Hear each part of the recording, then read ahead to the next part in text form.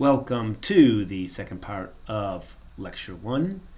In this part of the lecture, we're going to introduce some of the material topics, including description of the atom, a little bit of an overview of radioactive decay, talk about some of the initial decay modes, provide nuclear data, discuss some synthesis of radioelements, and provide the boundary of the course.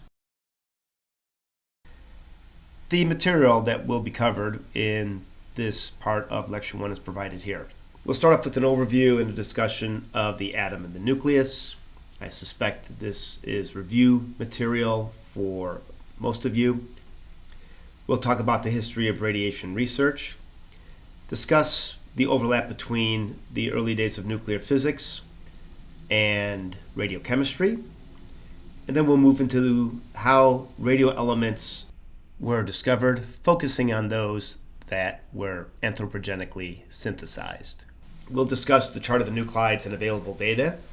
We'll describe the use and give some examples of the data, primarily focusing on half-life and decay modes for this lecture and this part of the course.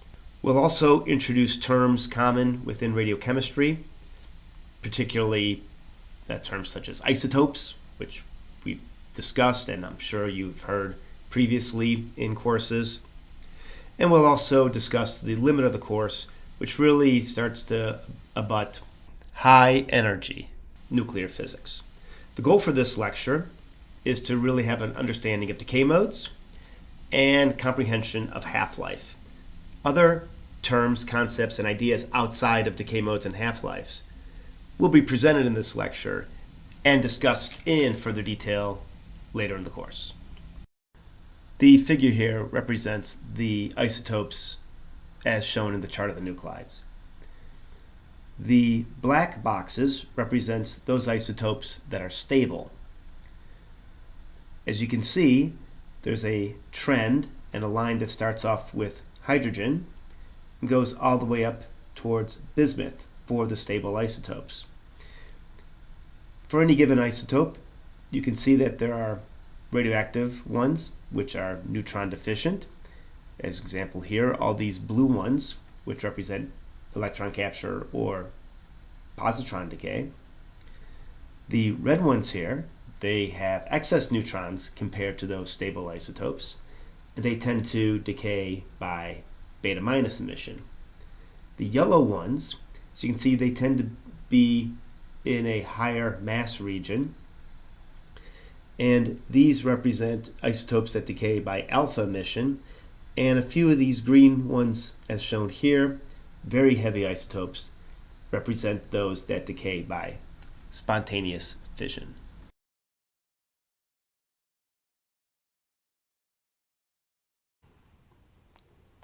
The figure here should be familiar, as it is a basic representation of an atom with a core that is the nucleus, surrounded by electrons, which represent the bulk of the space.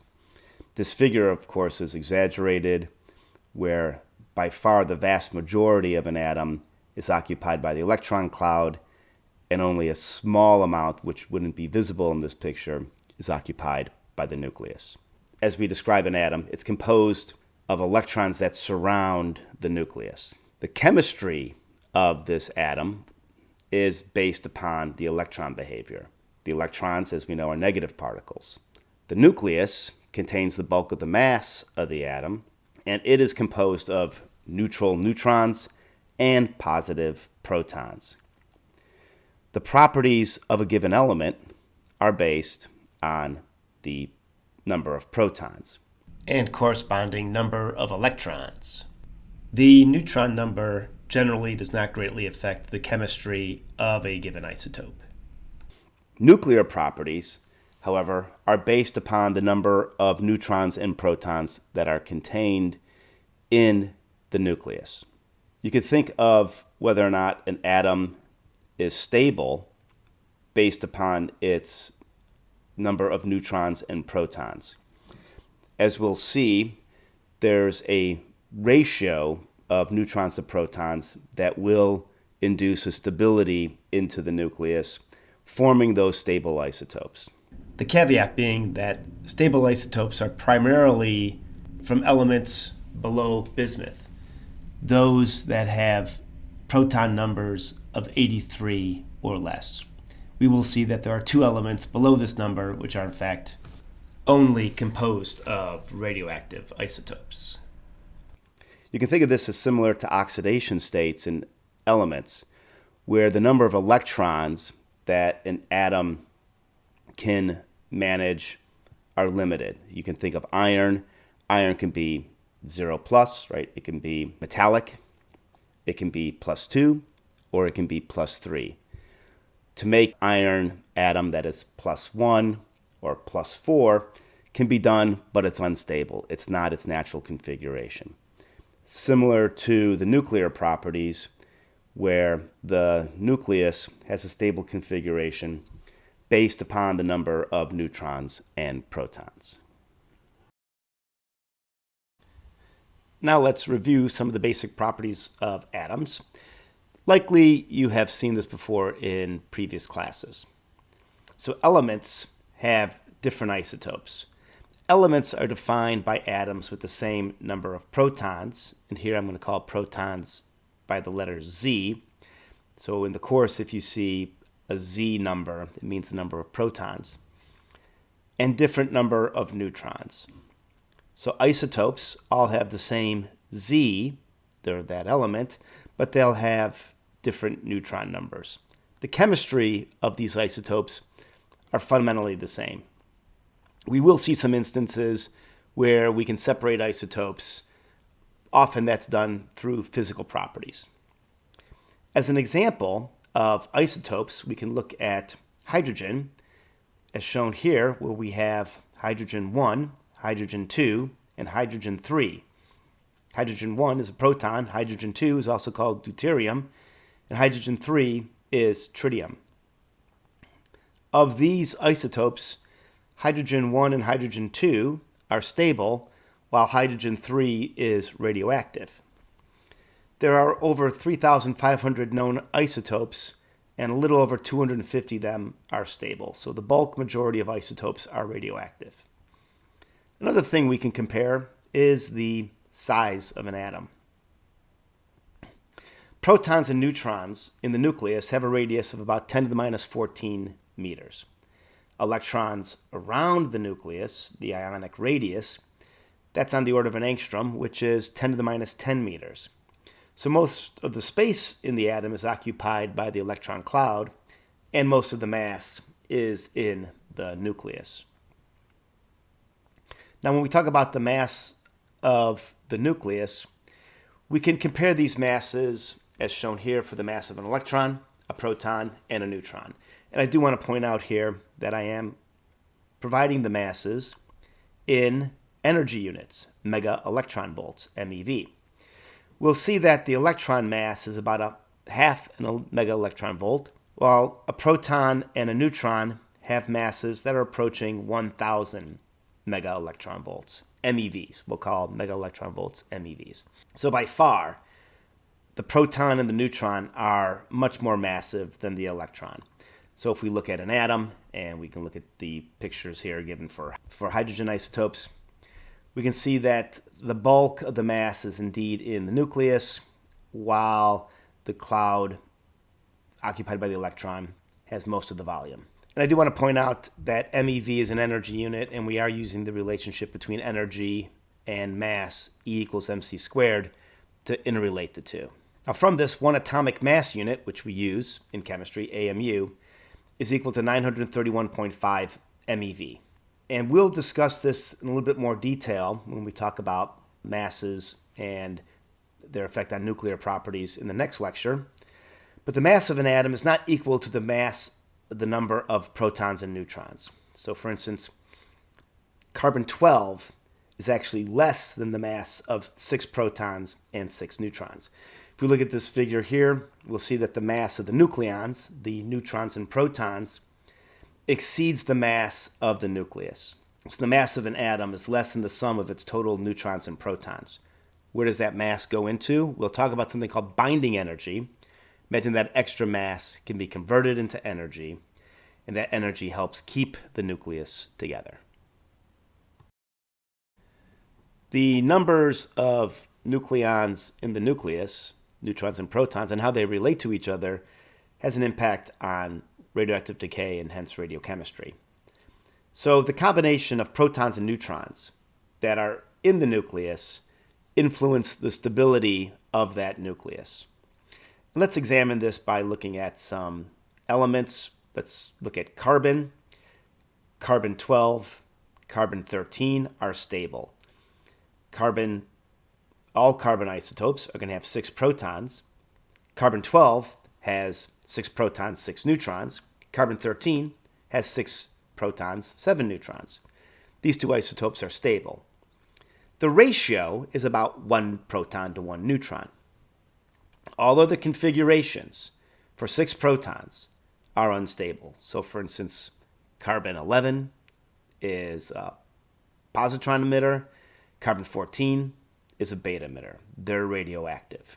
Carbon-14 is used in carbon dating, and we'll talk about that when we talk about decay and how isotopes can be used to determine the age of materials.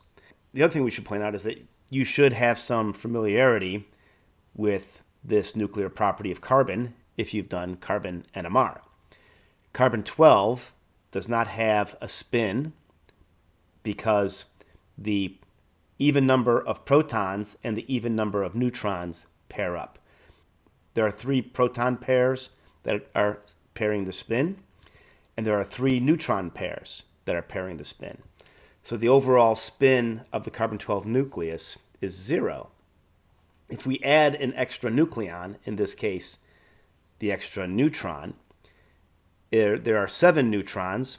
There's 1 neutron that is left unpaired, and the spin of the entire carbon-13 nucleus is based upon the spin of that unpaired nucleon. And when we discuss the shell model, you'll be able to use this concept to predict both the spin and parity of isotopes that have unpaired nucleons. Moving on to lead. Lead has 82 protons, so every isotope of lead starts off with 82 protons. The stable isotopes are listed here: 204, 206, 207, and 208 lead. So they have 82 protons and then 122, 124, 125, and 126 neutrons. Unlike carbon, which has about 1 proton to 1 neutron for a stable isotope, the lead has about 1 proton to 1.5 neutron. So as the nuclear size increases, the ratio of neutrons to protons increase. Again, at carbon with 6 protons, so a Z of 6, that ratio for a stable isotope is 1, whereas lead with a Z of 82 protons, the neutron to proton stable ratio is about 1.5. So any isotope that isn't within the stable regime will release energy to form a more stable nuclear configuration. And that's radioactive decay. During that decay, the nuclear mass gets converted into energy using E = mc squared, and the resultant progeny is at a more stable state than the parent. Based upon what we've just discussed related to the neutron and proton number and the stability of an element, we can explore the periodic table and identify those elements that are only available as radioactive isotopes. We'll call those the radio elements. Here's the latest periodic table. I want to call your attention to the heavier elements. That you should notice that there are 118 named elements on the periodic table. Some of the more recent ones include flerovium, livermorium, tennessine, oganesson. The UNLV radiochemistry program was involved in the discovery of tennessine. As a graduate student, I was fortunate enough to work with Glenn Seaborg, who has an element named after him. When academician Flerov, who has element 114 named after him, with the Flerov Institute, visited UC Berkeley. His English wasn't very good. I speak some Russian, so I took him to San Francisco. We went to Chinatown, and I got to hang out with him. That was very interesting. time. Technetium, which is shown here, sits right in the middle of the periodic table, is a radioelement, only available as radioactive isotopes. Promethium, another element that one would think should be stable, is not. And then elements above bismuth, so elements with proton numbers greater than 83, are all radioactive. So polonium, astatine, radon, all the actinides shown here, and then the transactinide elements. At the University of Washington, one should note that astatine, this element, is produced. Astatine 211 is made at the cyclotron at the University of Washington, and it's used as a radiopharmaceutical.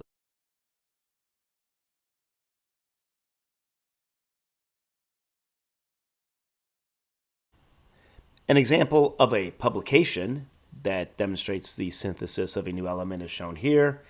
This is from 2010, and it involves element 117, which today we know as tennessine. The UNLV radiochemistry program, which I am part of, was involved in the discovery of this element. I did want to point out that these experiments are often large international collaborations. For this experiment, the team included researchers from Russia and the United States. The experiment lasted around 6 months, and 7 atoms were observed. The output from this publication resulted in the identification of a new element and the expansion of our knowledge of the periodic table.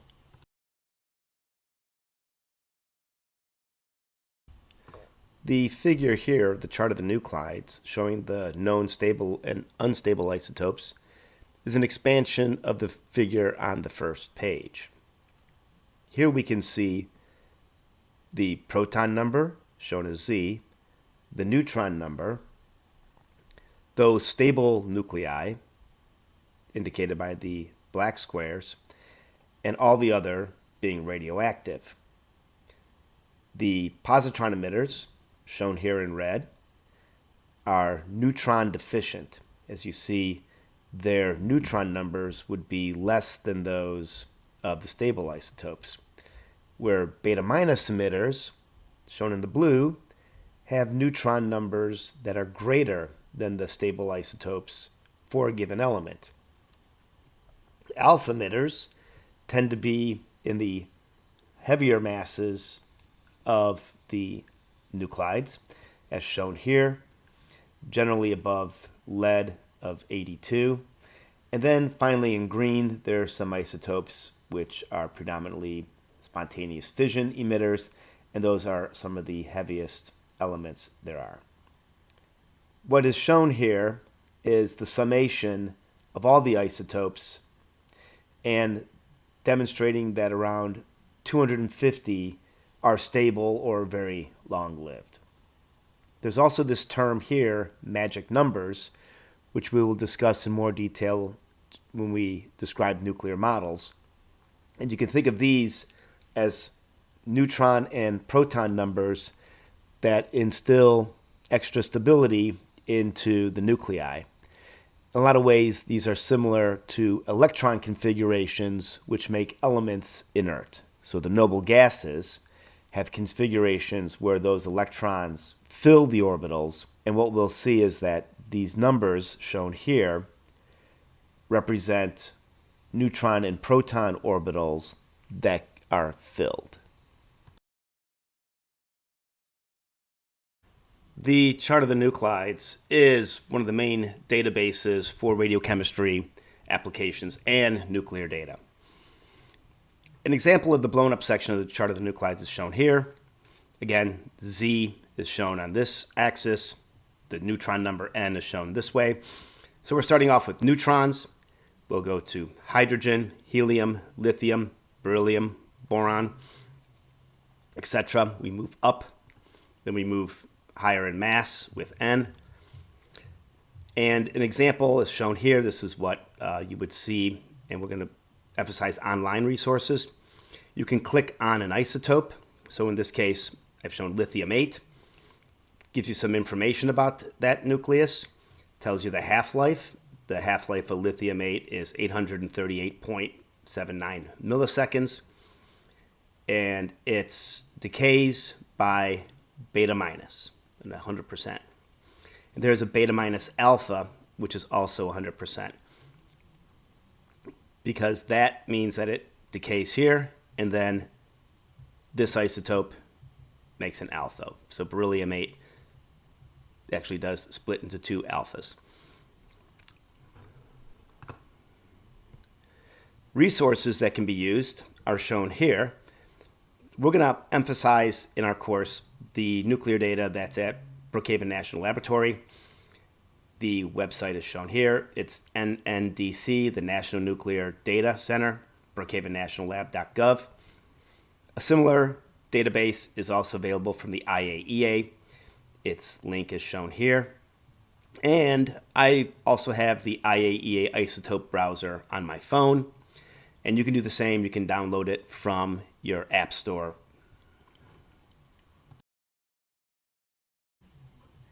The primary nuclear data that we will use in the course is from the chart of the nuclides. Again, this figure that shows all the isotopes, stable and otherwise. We've seen this elsewhere in the lecture. The site can be accessed through the NNDC, the National Nuclear Data Center, brookhavennationallab.gov. When you go to this site, you can navigate to the chart of the nuclides, and this allows you to obtain data on any isotope. As you can see, there's a host of data that one can find. Right now, we just want to focus in on half-life and decay modes. So these are both accessible. We can type in the isotope we're interested in, and let's look at protactinium-229 since it's one of the questions. We get the isotope, we get the half-life, 1.55 days, and we get the decay modes. This is E, electron capture, which is 99.5% of the time this occurs, and the other 0.5% is from alpha decay. So there are two decay modes for this isotope. You can get this information from any isotope. You don't necessarily even need to go here. We can hover over the isotope, and as you can see, the information will appear. Now, if we go and look at thorium-229, which is here, I just want to show this. You get the spin and parity, the 5/2 plus. We'll talk about that in more detail later in the course. And you get a half-life here of 7,907 years. I want you to remember that number. And the decay mode of 100%. We will reference back to this site throughout the course, and we'll expand the data that we search for based upon the topics in which we'll be exploring in the various lectures. Another data set that's available is from the IAEA, and one can find this by searching for the IAEA. That's the International Atomic Energy Agency, chart of the nuclides. The URL is listed here. And again, it's very similar. You see the same figure. We could scan over the figure if you wanted to try to figure out which isotope you could pick out from there. Or you could do as we did before, write the isotope. And you see we get the protactinium-229. Here's a host of data. The data is also available down here. And again, here's the spin and parity, the half-life in seconds. The decay modes, EC, is electron capture, and A alpha, and you see the percentages. Again, a host of other data is available. We can click on this data when we need to get to it. And as I said, we also wanted to look at thorium-229, which is over here. We can go click on that. Again, spin and parity, decay modes. Now the half-life here is 7,880. That differed from the data from the National Nuclear Database.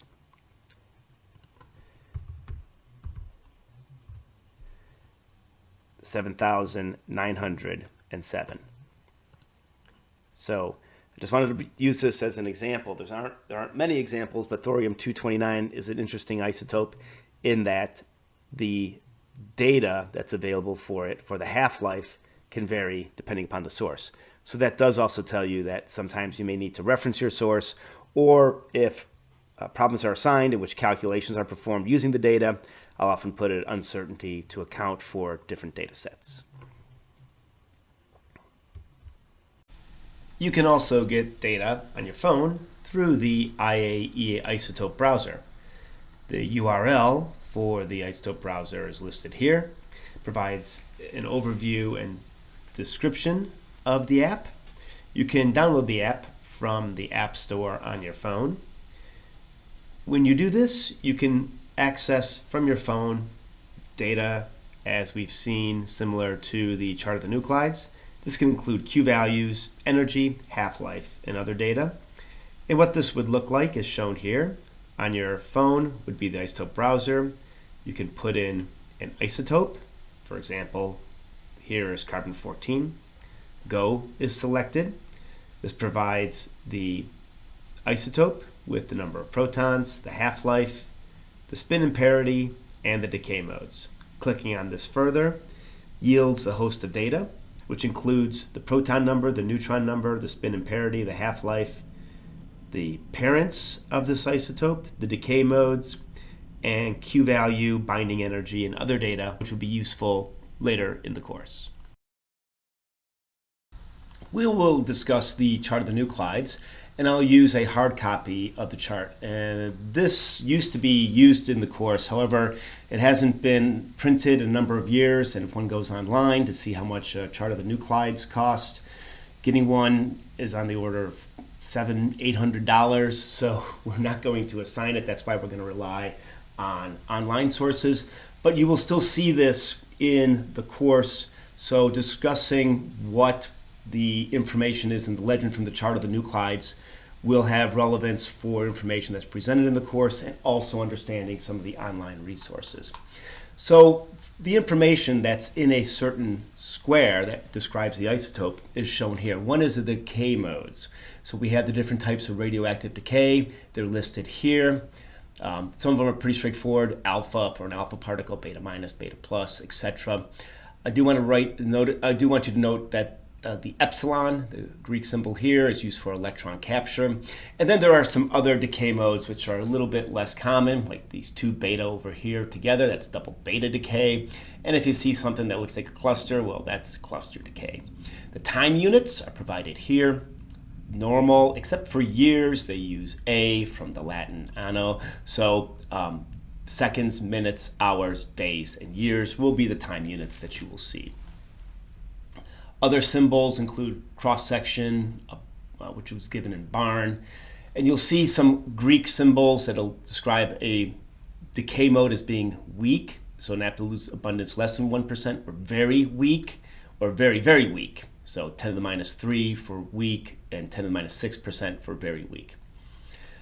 Then there's some color associated with the information, and the neutron absorption properties are shown here. So barns, larger barns are shown in this pale blue. This pale green is 100 barns to 500 barns. The yellow is 500 to 1,000 barns. So now it's getting very high. And the red is very high barns.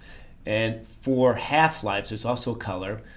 Days are listed in the orange. Yellow, 10 days to 100 days. The light green, 100 days to 10 years. This pale blue, 10 years to 10 to the 5 times 10 to the 8th years. And then the gray is 5 times 10 to the 8th years or stable. So for the half-lives, if you see something in gray, you know that it's long-lived.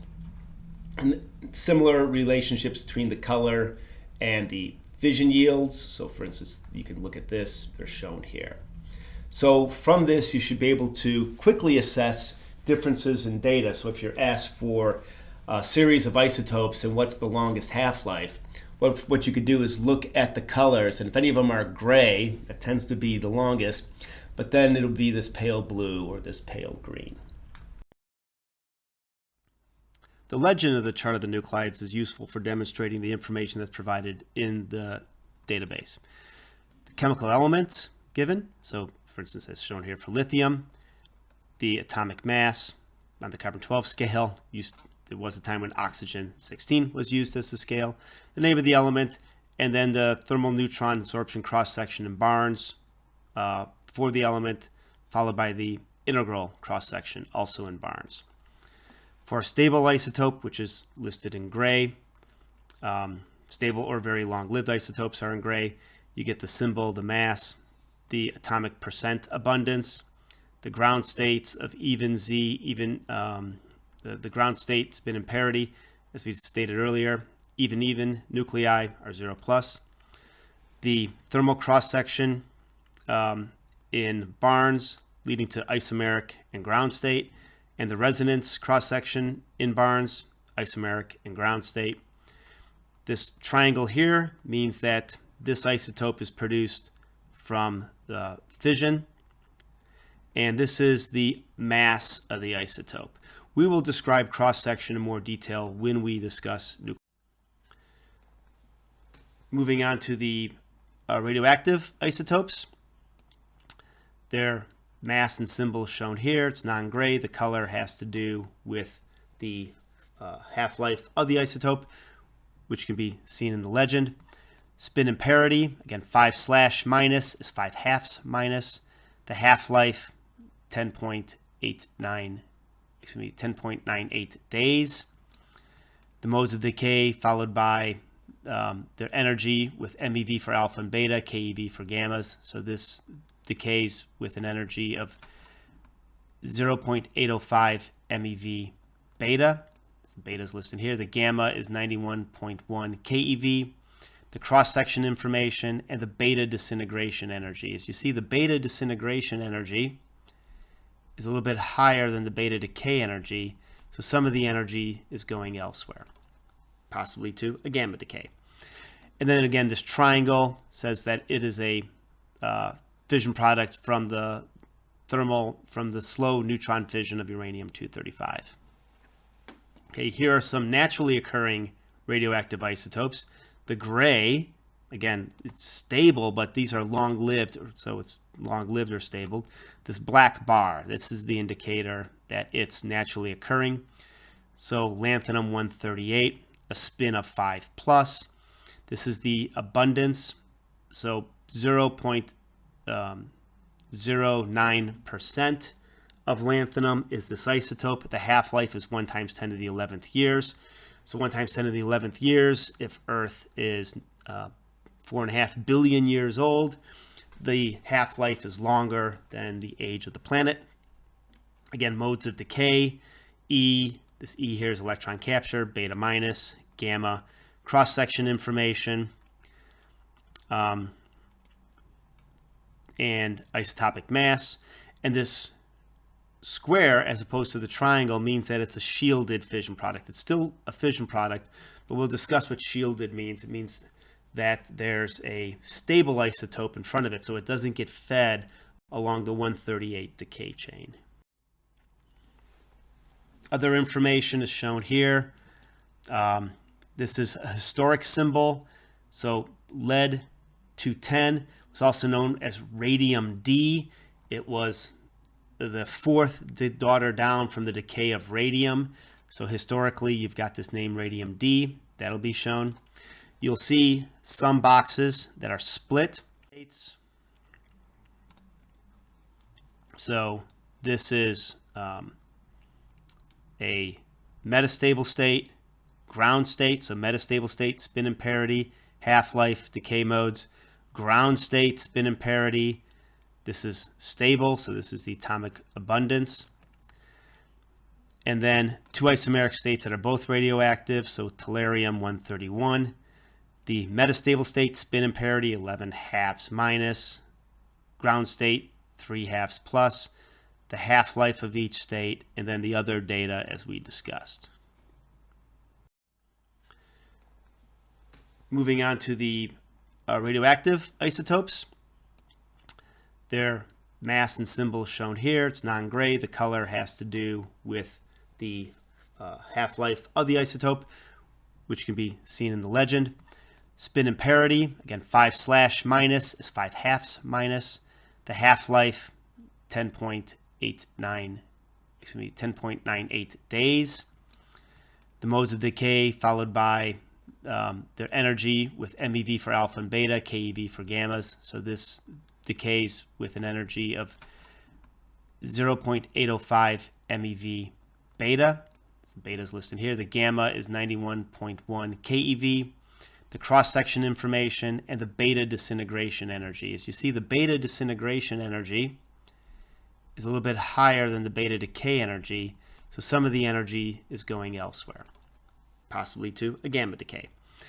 And then again, this triangle says that it is a fission product from the slow neutron fission of uranium-235. Okay, here are some naturally occurring radioactive isotopes.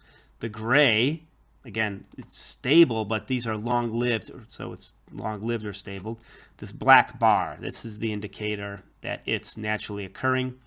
So lanthanum-138, a spin of 5+. This is the abundance, so 0.09% of lanthanum is this isotope. The half-life is 1 × 10⁻11th years. So 1 × 10⁻11th years, if Earth is 4.5 billion years old, the half-life is longer than the age of the planet. Again, modes of decay, E, this E here is electron capture, beta minus, gamma, cross-section information, and isotopic mass. And this square, as opposed to the triangle, means that it's a shielded fission product. It's still a fission product, but we'll discuss what shielded means. It means that there's a stable isotope in front of it, so it doesn't get fed along the 138 decay chain. We also stated that the fission yields for a given isobar can be identified in the chart of the nuclides.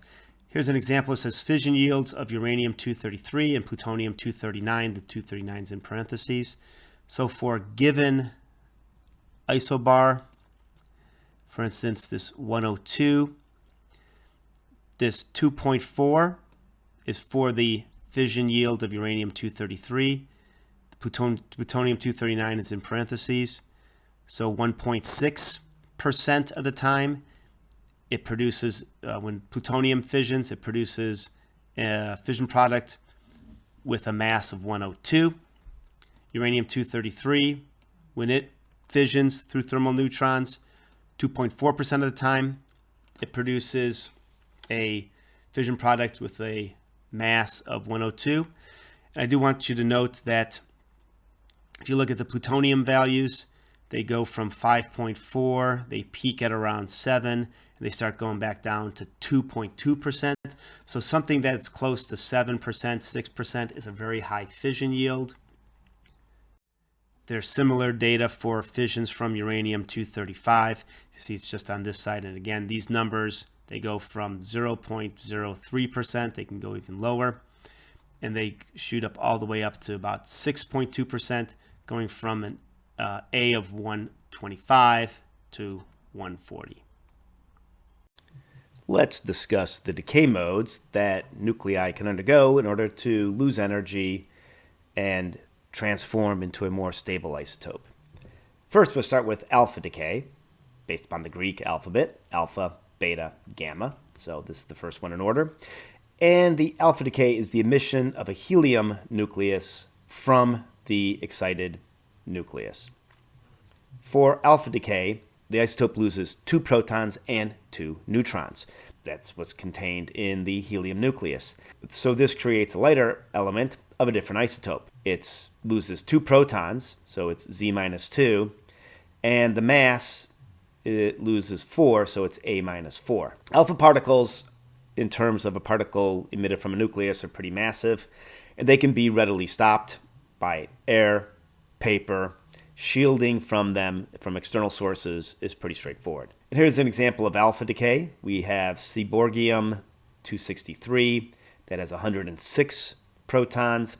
It emits this helium nucleus, the alpha particle, and the progeny that's made is rutherfordium-259, right? 263 minus 4 is 259, and it loses 2 protons, so it goes from element 106 to rutherfordium, which is element 104. On the periodic table, it would look like this, where seaborgium, element number 106, 106 protons, loses 2 protons and makes an isotope of element 104, rutherfordium. I do want to point out here that often for radioactive isotopes, they will have the number in parentheses as an indicator of the most stable or longest lived isotope of that element. The second decay mode we'll discuss is beta decay. This is the radioactive decay process in which A remains the same, but the proton and neutron number changes. So fundamentally, you're converting a proton into a neutron or a neutron into a proton. There are three types of beta decay. First one we'll discuss is beta minus decay. It's written as the beta here. And this is the emission of an electron from the nucleus, converting a neutron into a proton. So in essence, those isotopes that are heavier than the stable isotopes, they're neutron rich, so that neutron can then be converted into a proton. It moves its way up the periodic table. So an example here, iodine-131 with 53 protons. That decays by beta into xenon-131. The A remains the same, but the proton number changes from 53 to 54. There is also the emission of the antineutrino, which is shown here, and this beta minus, that is the electron. And of course, energy is one of the outputs of the decay. A second type of beta decay is electron capture, and this is represented by either EC or the lowercase epsilon. In this case, the nucleus absorbs an inner electron, converting the proton into a neutron. You can kind of think of this as the opposite of beta minus decay, one in which the electron moves out of the nucleus. In this case, an electron moves into the nucleus. An example of this is shown with aluminum-26.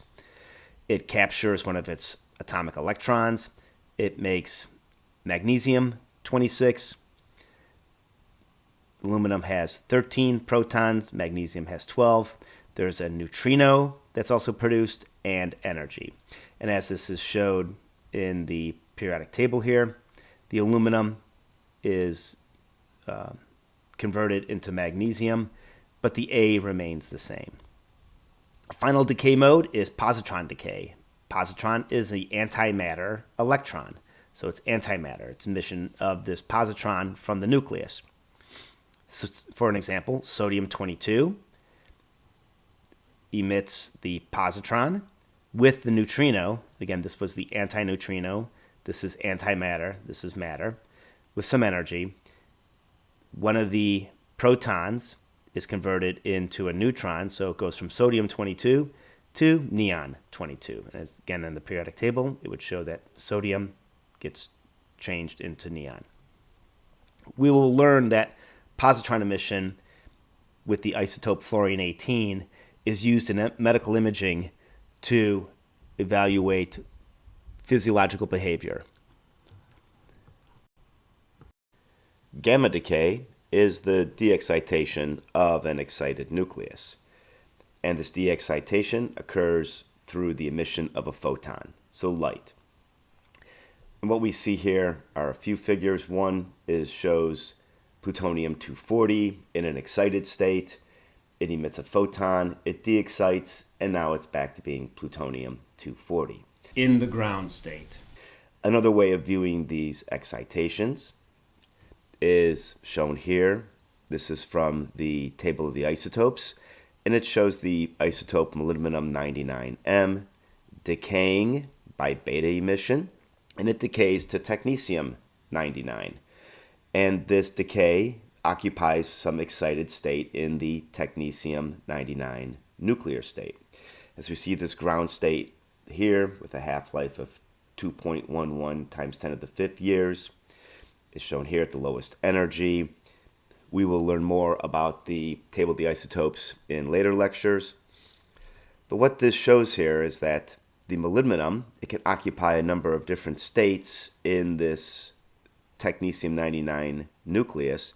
And one of the states that it does occupy is this excited state that's shown here with a half-life of 6 hours. And this excited state de-excites through photon emission at about 142 keV of energy. Now, the reason I'm taking some time to talk about technetium, and this is actually technetium-99M, this 6-hour half-life. M means metastable. This photon that's emitted, the 142.6 keV photon, that is the workhorse of medical imaging. So technetium-99m is an isotope that's used in about 80% of radiopharmaceutical applications, and it's used to image functions in the body. For instance, there's a molecule, trade name is called cardiolite, that is injected into arteries that feed the heart. As it's decaying and emitting a gamma, one can image the artery that it is in, and they use this to determine if there are blockages in arteries that feed the heart. Now, this decay scheme that's shown here, you should have some familiarity with this from molecular decay schemes. So think about it in the analogies in this way, where we have excitations for molecular states. We have a ground state. We can excite them to different excited states. They will de-excite. Here's an example. There's two routes that we've used to look at this. This includes, let's say, both vibrational, rotational, and UV type excitations. So there are similarities between how we describe molecular excited states and how we describe these nuclear excited states.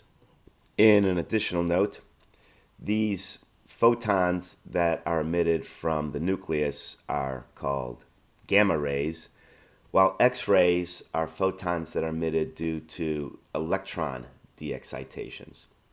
They're both photons, but X-rays come from the electronic de-excitations, where gamma rays come from the nucleus.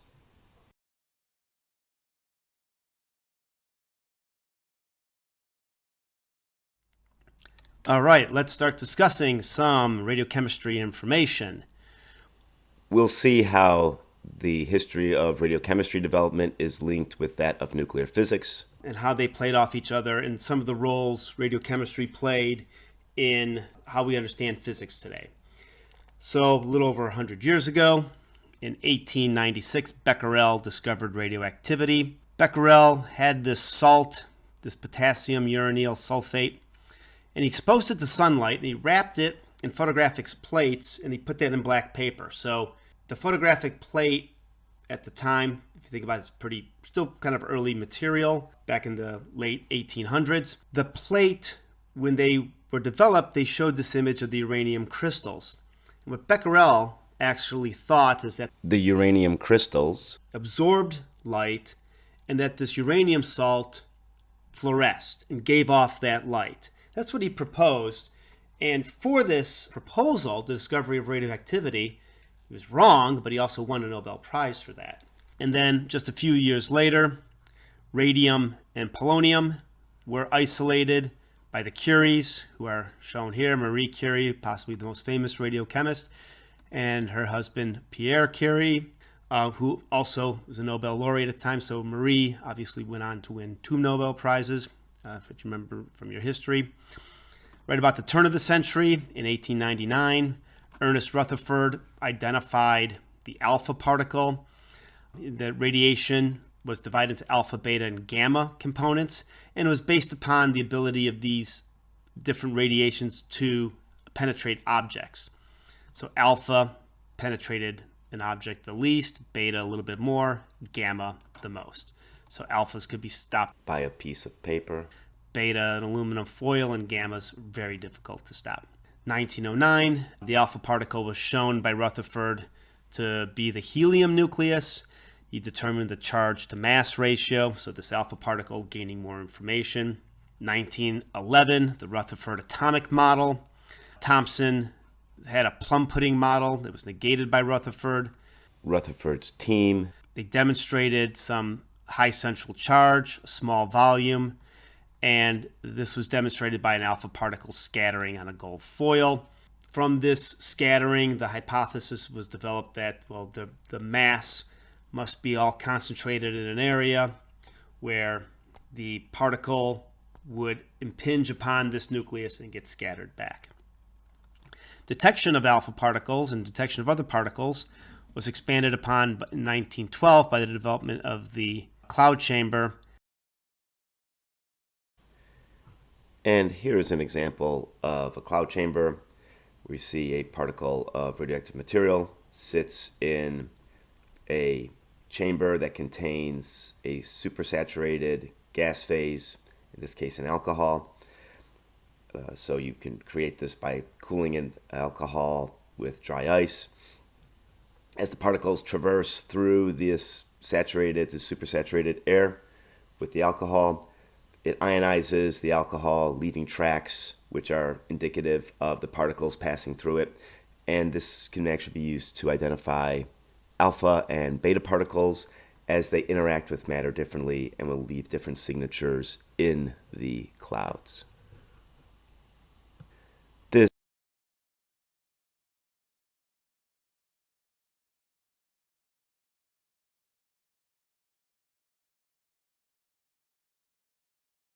And then a planetary atomic model was postulated by Bohr back in 1913. So after the discovery or the postulation of the Bohr model, where the electron orbitals are a little bit better defined than Rutherford's model, 1914, the nuclear charge was determined by X-rays. This was postulated and demonstrated by Moseley, who was working again at Rutherford's lab. 1914, and then you see a gap between 1914 and 1919. The first war stopped a lot of, obviously, a lot of research. And in fact, Moseley, who was working in Rutherford's lab, could have avoided the war, but wound up getting killed in France, and really was identified as one of the greatest losses of science due to a military conflict. 1919, artificial transmutation by nuclear reactions was observed. Again, Rutherford.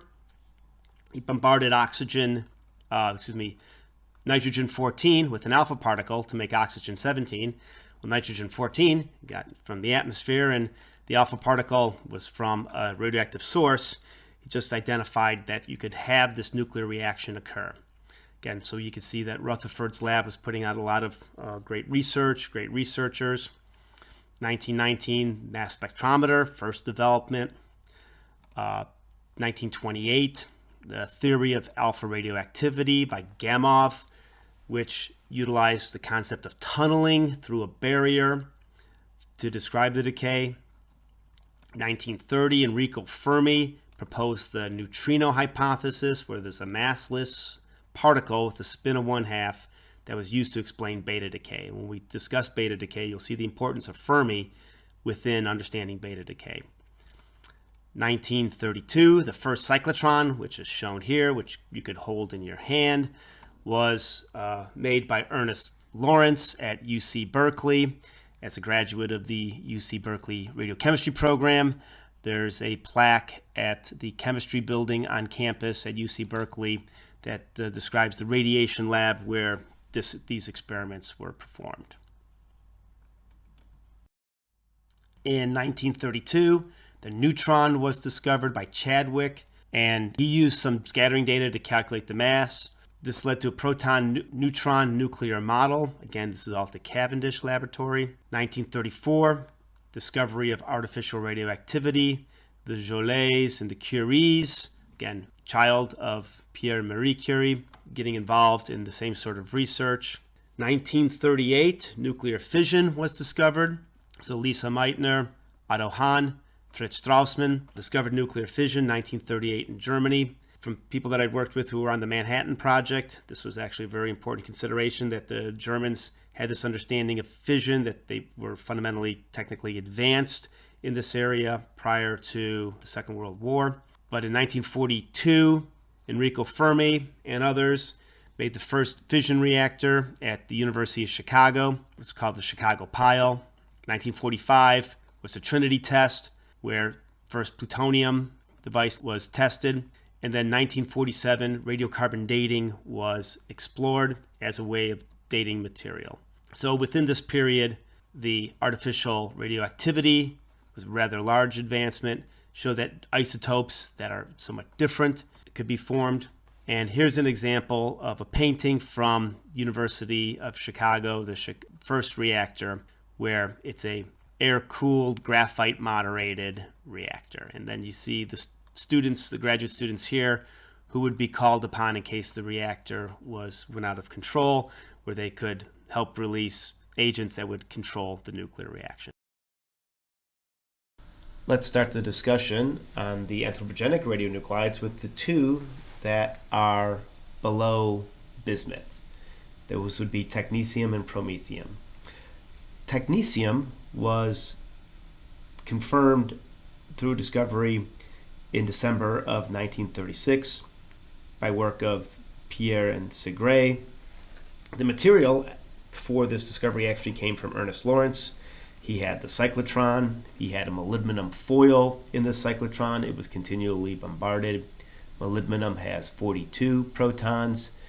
The bombardment created material that had 43 protons, which was technetium. And this was known that technetium should exist since there was a hole in the periodic table. And the researchers, Pierre and Segre, at the University of Palermo, successfully separated the technetium from the molybdenum foil, showed that it was different chemical properties, identified the isotopes, and provided the name after the Greek technetium. Eventually, Segre worked with Glenn Seaborg to isolate technetium-99m and used this as a medical isotope. Going to the lanthanides, promethium was first produced and characterized at Oak Ridge National Lab during the Manhattan Project by the researchers listed here. It should be noted that Coriell obtained a Nobel Prize for work that he did with neutrons later in his career. The separation analysis of this material was performed from fission products of uranium fuel in the graphite reactor. The lanthanides are known fission products. So the promethium, as they named it, was produced and identified during the Manhattan Project, although the discovery wasn't announced until 1947.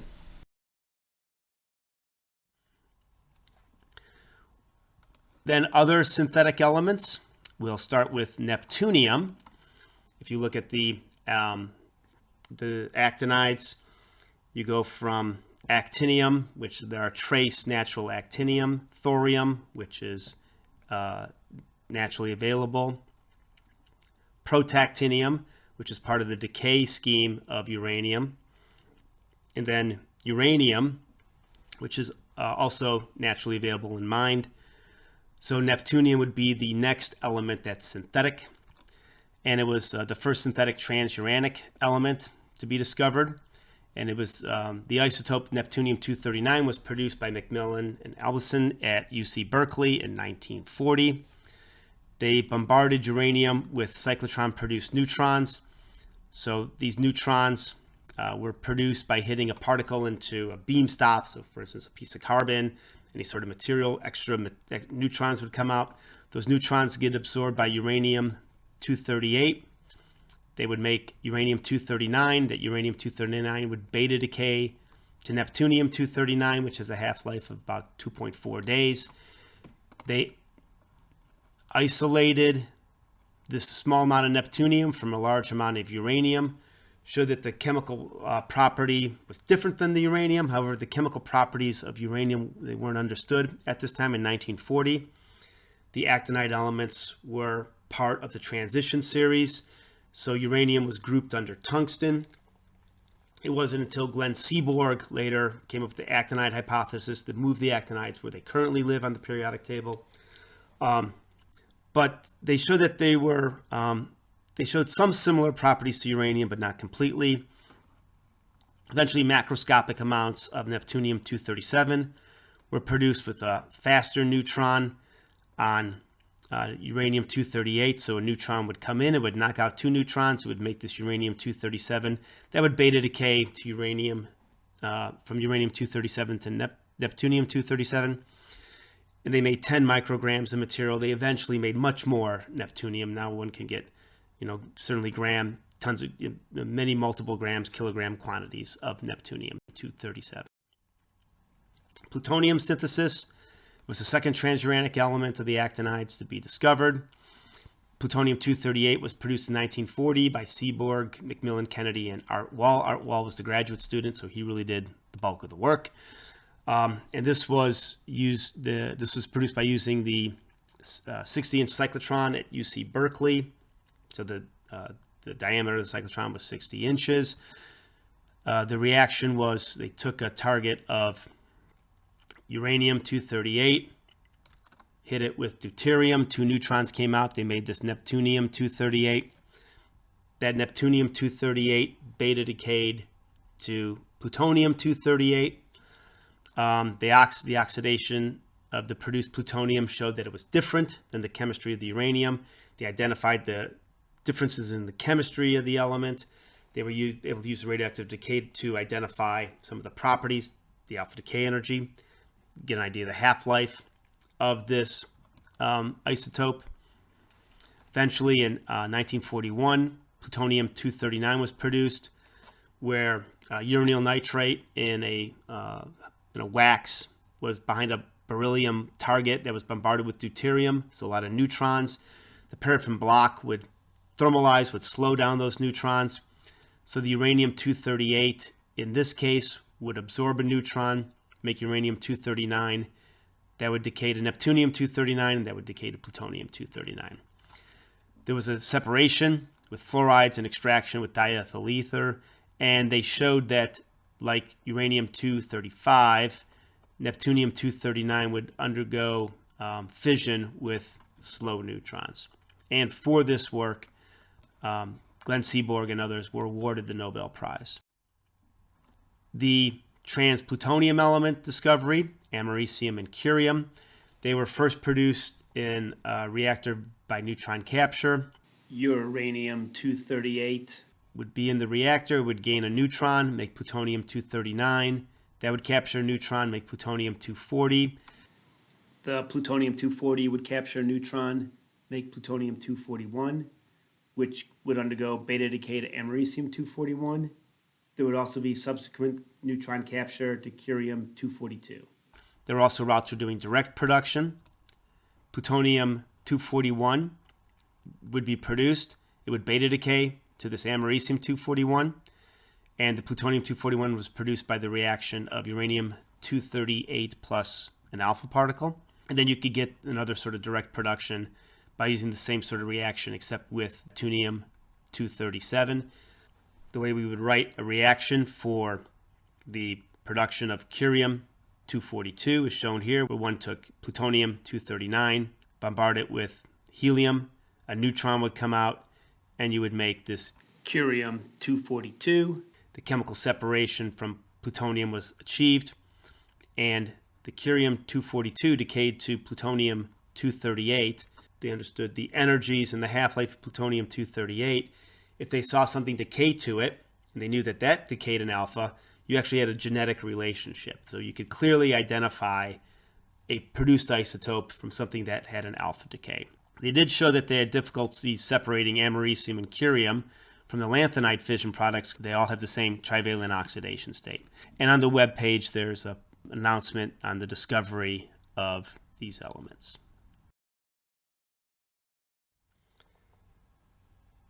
The elements in order to be discovered next are berkelium and californium. One can guess where they were made. A trend that was established earlier, they required targets of americium and curium. So the new elements that were made were then used as targets. They had to get sufficient amount of the new elements. Then they would bombard these targets with an alpha particle. So you would go up to, you use americium to make berkelium. You use the curium to make californium. They separated these from the target material. So again, remember, this is +3 oxidation state. Berkelium actually has a +3, +4 oxidation state, +3, +3 oxidation state. One would do column chromatography. You could calibrate the chromatography system with some lanthanides. But what's shown here is the log of the activity versus the drops of the eluent. And you would see that there's different spikes of the activity. And the the lighter the element, the longer it takes it for it to elute, so the heavier elutes first. And this has to do with the change of the ionic radius. As the lanthanides get heavier, as the actinides get heavier, the ionic radius contracts. So if we use this method to investigate new elements, where would you expect the heavier actinides to elute? Well, anything that's heavier than californium should elute sooner. So that's actually a useful tool, because these heavier elements are going to be made in less amounts, and also tend to have shorter half-lives. So having them come off the column quicker is beneficial for their discoveries. So you could see where you would have these separations. The number of drops coming off a column would be sufficient to collect and identify the different elements. That's where the heavier elements you would expect them to elute. Einsteinium and fermium, well, we made a little change here. They were actually first produced in the thermonuclear test, the Mike test. You can see information about the Mike test on this YouTube video. There were also new isotopes of plutonium, plutonium-244 and plutonium-246. The thermonuclear test, a hydrogen bomb, you started off with uranium-238 and you made successive captures on the uranium-238. So you go from uranium-238 to uranium-246 in an instant, and then that uranium would beta decay to make different elements along those different isobars. There was an example here of the correlation between the log correlation of the yield versus the atomic mass. So this is an example of nuclear forensics where one was able to identify information about the yield of a test from the production of different isotopes. This was the first time there was production of trans-californium isotopes. So you would make these heavy uranium isotopes followed by beta decay. They made einsteinium and fermium. And as we will discuss in nuclear processes, this is similar to the R process that stars go through, the rapid process, and how elements are made. And as we described earlier, for americium curium, ion exchange was used to separate these elements. The final three actinides, the heaviest ones, mendelevium, nobelium, and lawrencium, these wind up getting atom at a time discovery because the amount of target that you can make for these reactions with an alpha particle start becoming less. There's not a lot of einsteinium to start off with. You're not going to make a lot of mendelevium. The cross sections get smaller. So they're requiring a high degree of chemical separation. So what one would do is take the target, bombard it with helium nucleus, put a catcher foil behind the target so that the recoil nucleus would go onto this catcher foil, is usually gold. You would take that gold foil that had the recoiling product on it, dissolve it in acid, then do ion exchange chemistry. There was some controversy with nobelium. It was expected to have trivalent chemistry. It's actually divalent. If you look at how the electrons are filled, by the time you get up to nobelium, so element 102, you have a filled 5f orbital, so 14 5f electrons, and these two 7s electrons are open. So one could remove those two 7s electrons relatively easily. You have a divalent oxidation state, but trying to remove an electron from a filled f orbital is difficult. So nobelium had this divalent oxidation state. The first attempt cannot be reproduced. The final eventual reaction was shown here, where curium-246 was bombarded with carbon-12, 4 neutrons to make this 254 isotope of nobelium. There was an alpha decay of nobelium. The fermium-250 progeny was identified by its alpha decay, thereby confirming the production of the nobelium-254. I was told by Glenn Seaborg that during this controversy, they knew that the Swedes who were doing the work wanted to name the element after Alfred Nobel. So as a joke, they called it nobelivium. Lawrencium was made from different isotopes of californium bombarded with boron, so stable boron, you get to 10 and 11. And then a new isotope was identified with a 6-second half-life as lawrencium-258. So one could see that there was this trend. We've obviously extended that trend to go all the way up to element 118, but the separations become more difficult, the half-lives become shorter, and the probability of the reaction goes down.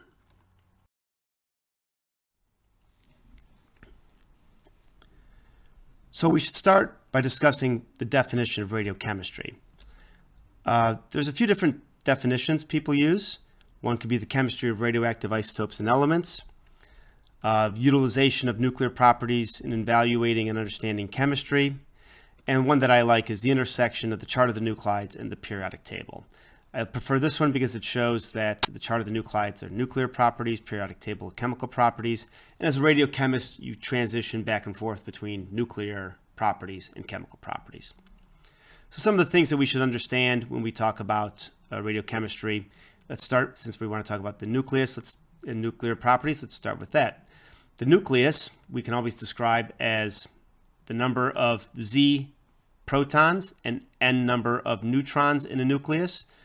The diameter of the nucleus is about 10 to the minus 14 meters. And electron interactions with the nucleus, that's going to be the basis of chemical properties. Electrons are, those orbitals are on the order of 10 to the minus 10 meters. So the bulk of the radius and volume of an atom is composed of electrons, but the bulk of the mass, the small area, is occupied in the nucleus.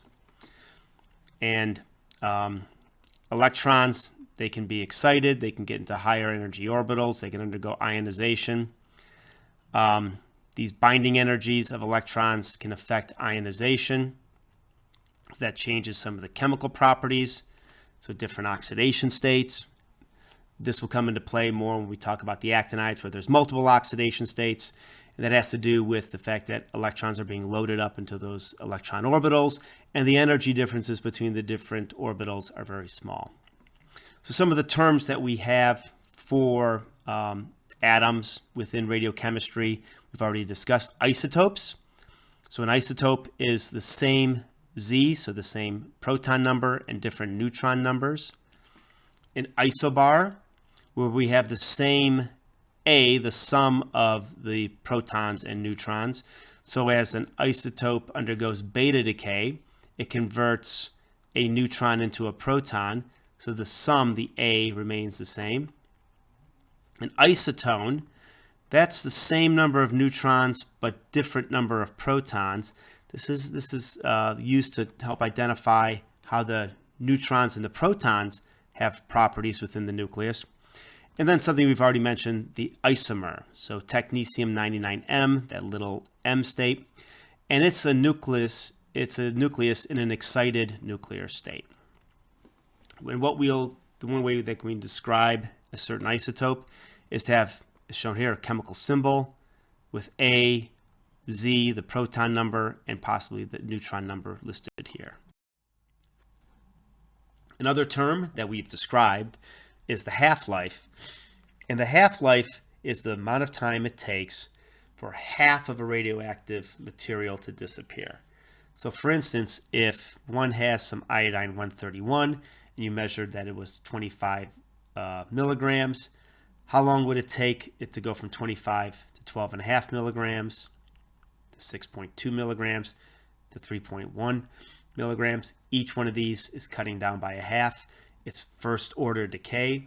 There's actually a fundamental relationship that's shown here, where the number of, in this case, atoms, but if I know the number of atoms, I know the mass at a given time is equal to the amount initial times e to the minus lambda t. Lambda, the decay constant, is just equal to log 2, the natural log of 2, divided by the half-life. Now, if this time is in seconds, your half-life needs to be in seconds. If this time is in minutes, your half-life needs to be in minutes. In this first order decay, this half-life term is fundamental in radioactive decay. Again, this is an equation that we will see frequently in the. For the boundary of the course, we're really going to go up to the forces in nature. In nature, there are four fundamental forces: gravity, electromagnetic, which you likely have seen before, then weak interaction, and then strong interaction. Weak interaction is used in beta decay, where neutrino interaction produces beta decay. And then strong interactions are nuclear properties, forces that hold the nucleus together. And we're going to explore and discuss nuclear properties and beta decay in terms of these fundamental interactions. So with these fundamental particles in nature, there are interactions, symmetries, and properties of particles that are consistent, that are used within nuclear physics and derived from some of the early work and continue to be utilized today. So particles can be classified as fermions or bosons. So fermions obey the Pauli principle. They're antisymmetric wave functions. They're half-integer spins. Particles that are fermions include neutrons, protons, electrons, all half-integer. Bosons do not obey the Pauli principle. They have symmetric wave functions and integer spins. So for instance, photons. We're going to utilize some of these properties in discussing transitions. As you can imagine, neutrons, protons, electrons, they're all involved in decays, and photons are involved in gamma decay. The standard model is shown here, where you've got a nucleus, as we described, quarks, that 3 quarks make up a nucleon. So a proton, shown here, 2 up and a down quark, a neutron, 2 down and an up quark, an electron much further out. Information on the quarks are shown here. Leptons include electrons and neutrinos, different flavors of electrons and neutrinos, including the electron neutrino, the muon and the muon neutrino, the tau and the tau neutrino. Bosons are force carriers, so photons, W and Z bosons, gluons, they have integer spins. As an example from this, what are the quarks in a proton and a neutron? As shown here, there's 2 up, 1 down quark in a proton. So the up has a charge of 2/3. The down has a charge of -1/3. And if I had something that had 2 ups and a down, I'd have a charge of 1. If it was neutral, well, I would have 2 downs and an up. And imagine that through beta decay, where a neutron gets converted into a proton, at the subatomic level, you have transition. So a neutron, an up and 2 down quarks, converts to a proton. One of these down quarks gets converted into an up quark. Okay, so in both lectures, a review of the topics presented here includes a history of nuclear physics research and radiochemistry, how it grew, and how the properties of the nucleus were evaluated and discovered. We'll go into that in the course and show how the nuclear data was used to understand the properties of the nucleus. We talked about discovery methods of radioelements, the methods and techniques. One of the techniques was you use some of the elements you produced earlier to make new elements. Types of radioactive decay: alpha, beta, gamma, spontaneous fission, electron capture. We also discussed the difference between gamma rays and X-rays. We gave some examples of how to utilize the data presented in the chart of the nuclides and table of the isotope. We talked and demonstrated some of the fundamental decay equations. If I know the half-life of something, I know the initial amount. At a given time, I can predict how much is remaining. And we identified some common fission products. We did that through understanding the double-humped fission curve, plus looking at the chart of the nuclides, understanding which isotopes would be produced in fission. Okay, some examples of questions that you should be able to answer include what's the outcomes of the courses, and the course outcomes are listed here.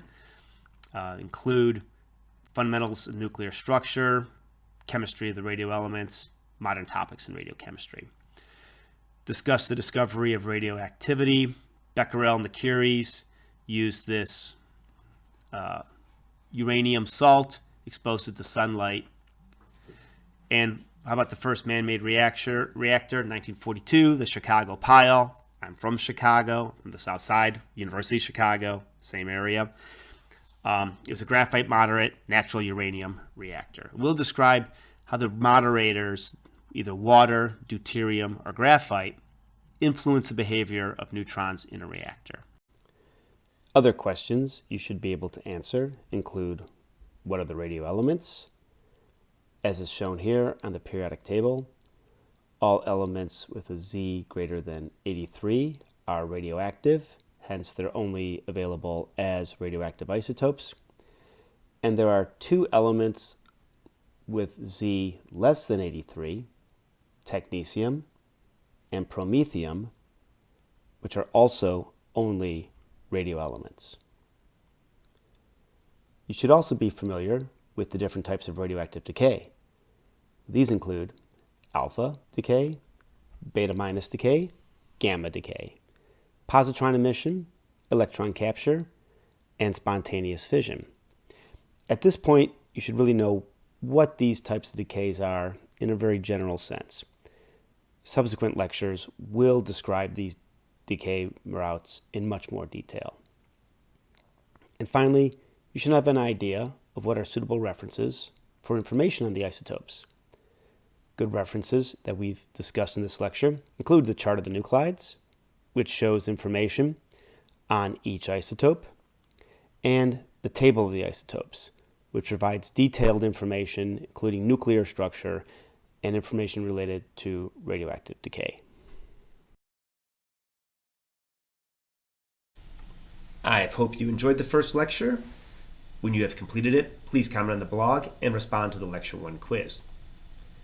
The information was primarily introductory for this lecture. We discussed data sources, including chart of the nuclides, table of the isotopes, and the isotope browser. As we explore more topics in the course, we will use the information in these data tables in equations related to radiochemistry. The information you should be able to comprehend from this lecture includes the meaning of half-life, types of decay modes, differences between gamma rays and X-rays, and you should be able to identify some very fundamental data from the chart of the nuclide and other available sources. This includes decay modes and resulting progeny, and the isotope half-life or their stable abundances.